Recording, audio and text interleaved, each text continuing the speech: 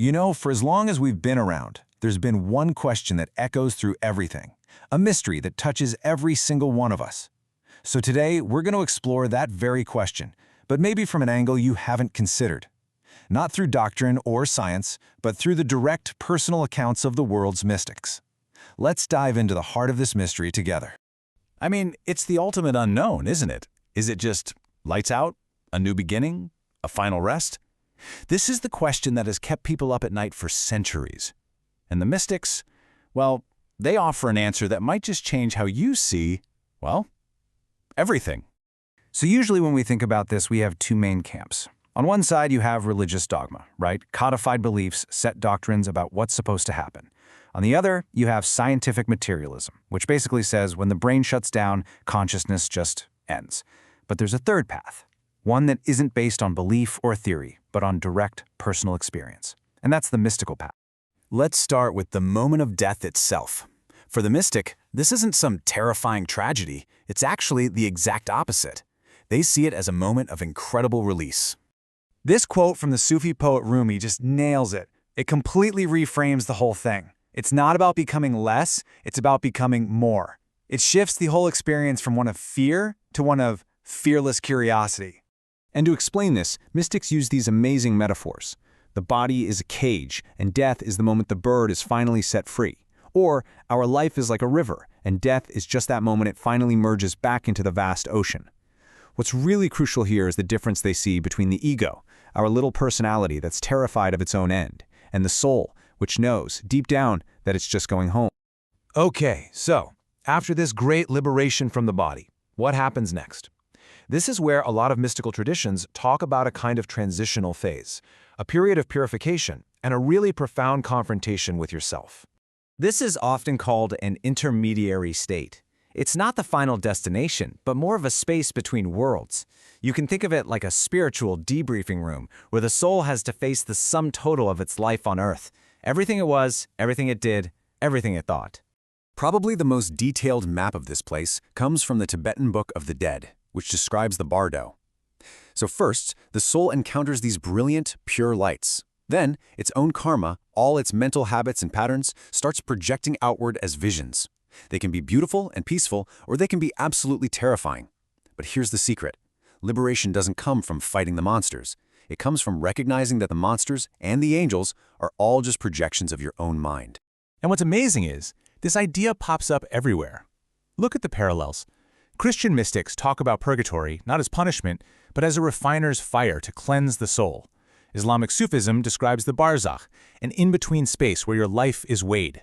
Different names, different symbols, but the core process is stunningly similar. You face yourself, and you are purified. After this purification, the soul gets to the very heart of the journey.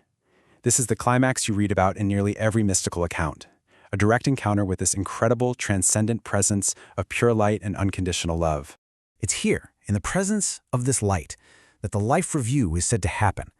But it's not like watching a movie of your life. It's described as a total immersion, where you experience every action, thought, and feeling, not just from your perspective, but from the perspective of everyone you affected.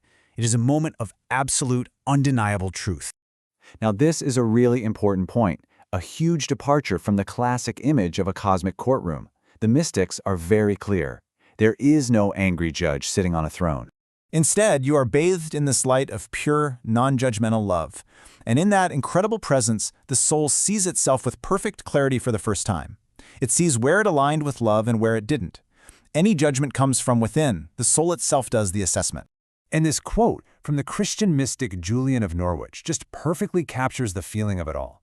It's not some naive optimism. It's this deep, cosmic assurance that in the end, held in this overwhelming love, everything is resolved, everything is understood, everything is well. So, after this incredible encounter, what's the final destination? Well, for the mystics, it's the ultimate homecoming. It is a complete and total union with the source of all being. And again, we see different traditions using different words for something that's really beyond words. Hindus call it moksha, Buddhists call it nirvana, Sufis call it fana. But the metaphor is almost always the same, a single drop of water finally returning to the ocean. That feeling of being a separate me just dissolves into the whole. And this is such a beautiful paradox. The individual ego, that little self, it gets extinguished, yes. A great metaphor is a candle flame brought out into the full light of the sun. The flame is gone, but the light is now part of a much greater light. So the essence of the soul, its unique journey, isn't destroyed. It's actually fulfilled, integrated into the totality of everything. Now, you might be thinking this is all really fascinating, but it's for some distant future, right? After we die. But this is where the mystics deliver their most important teaching. This isn't about the future, it's about right now. The mystics insist that this ultimate reality, this boundless light, it's not some place you travel to when you die. It's a state of consciousness that is available to all of us, right here, right now. You've probably heard the saying, the kingdom of heaven is within you. Well, this is what they're talking about. And this is the real purpose of spiritual practice. When you meditate, when you sit in quiet contemplation, you are practicing the art of letting go of your ego, of quieting your mind so you can feel that deeper reality. You are, in a very real way, rehearsing for that final liberation. How we live right now literally shapes our experience of dying. So, when you put it all together, the mystical view reframes death completely. It's not a tragic end. It's not a punishment. It's not a void. As one Persian mystic put it, our life here on earth is like a long exile from our true home. And death, well, death is simply the end of that exile. It's the journey home. And that leaves us with one last, vital question. If you really lived as if death wasn't an ending to be feared, but a homecoming to be prepared for, what would you change about your life today? How would you treat people? What would really matter?